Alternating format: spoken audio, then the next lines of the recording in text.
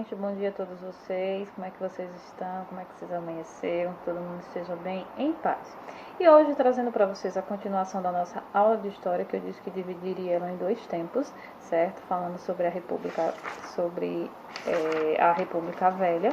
Então eu dividi em dois tempos. A primeira semana, semana passada, eu falei sobre as elites no poder, sobre a República da Espada, o coronelismo, certo? Aí hoje eu trago mais uma continuação. Eu sei que eu falo um pouquinho rápido, eu acabo lendo um pouco rápido, mas é por conta do tempo mesmo, pra gente não chegar a muito tempo, chegar aos 10 minutos, chegar no 8, 9 minutos no máximo, para não ficar uma aula tão extensa, porque acaba vocês ficando cansados, nem assistem e vão preferir ler o livro.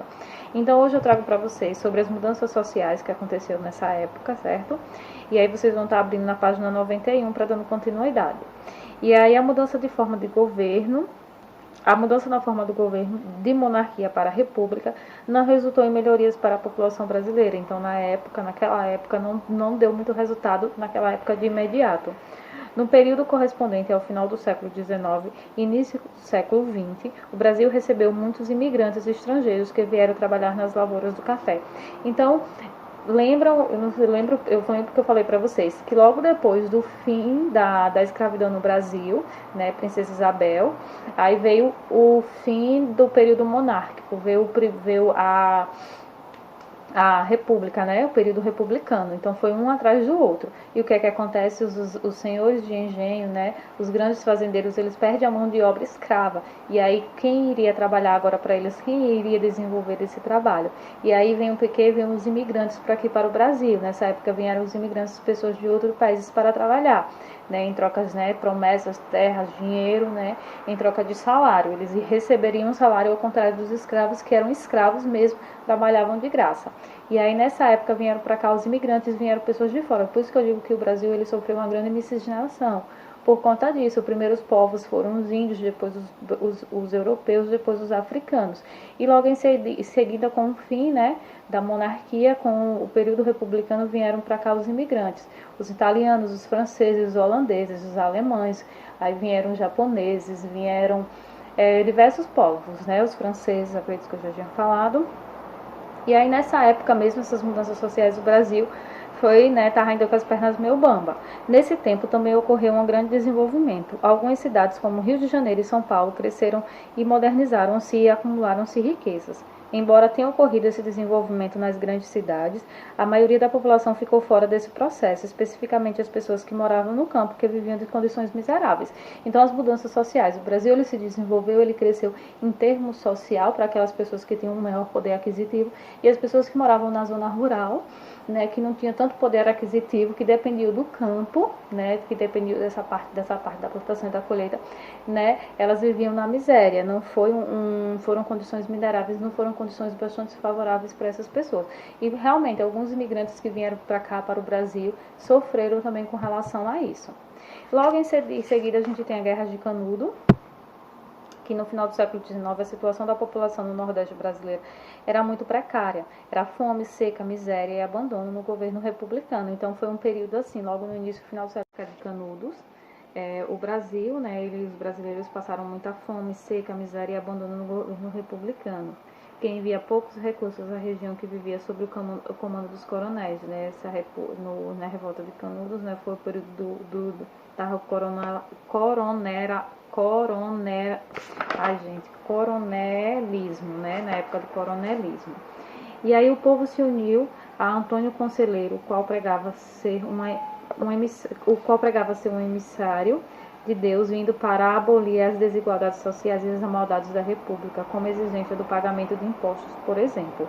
Então, nessa época, certo, muitas pessoas, foi a época, né, de bastante miséria, fome no país, no período republicano, né? O governo da Bahia não concordava com o fato de os habitantes de Canudos não pagarem impostos e não respeitarem as leis republicanas. Então, com o apoio dos fazendeiros que temiam a falta de mão de obra nas lavouras, alguns jornalistas e outros setores da sociedade que entendiam que os moradores de Canudos queriam a volta da monarquia, né?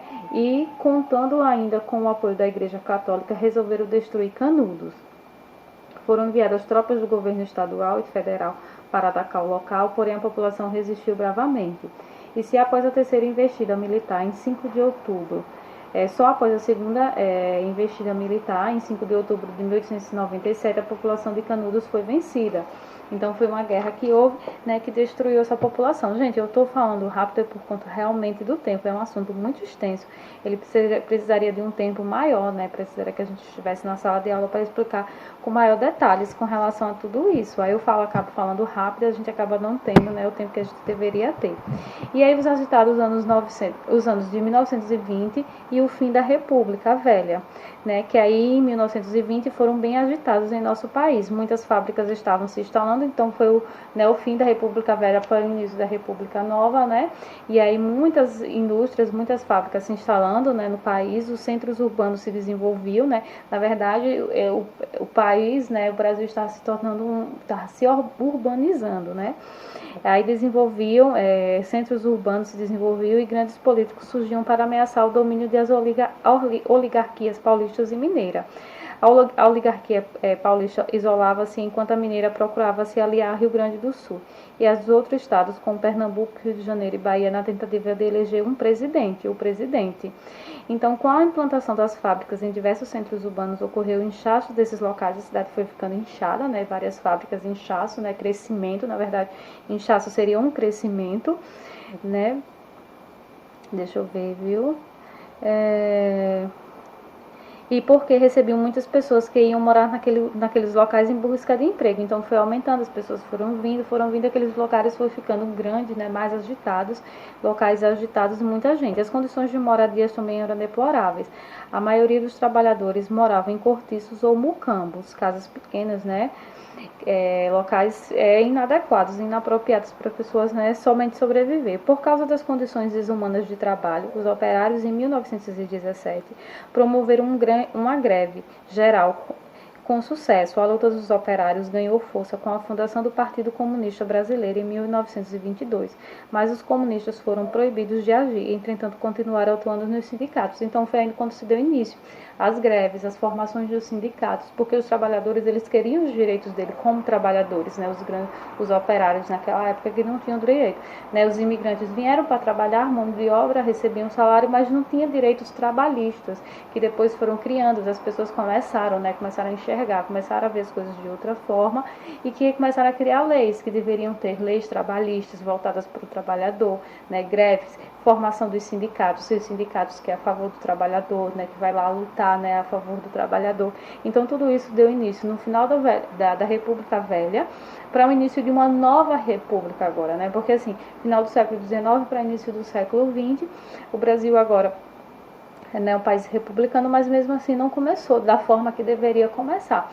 Então aí passa por um certo período, né, de guerras, né, de conflitos, para depois assim dar início a uma nova república, que é a República Nova. Aí o tenentismo, além dos operários estarem insatisfeitos, outro grupo dos jovens oficiais tenentes das Forças Armadas também estavam insatisfeitos. Os tenentes iniciaram um movimento armado com o intuito de tomar o poder, que ficou conhecido como movimento tenentista. Esses oficiais não aceitavam a política do café com leite e nem os fraudes com o voto do cabresto. Lembra o voto do cabresto que eu falei, né, que as pessoas eram, né? Então, aí para não ficar um vídeo tão extenso, eu vou deixar vocês vão responder a página 96, que foi a única página que ficou faltando desse assunto, e aí a gente finaliza esse para dar entrada à República Nova, certo?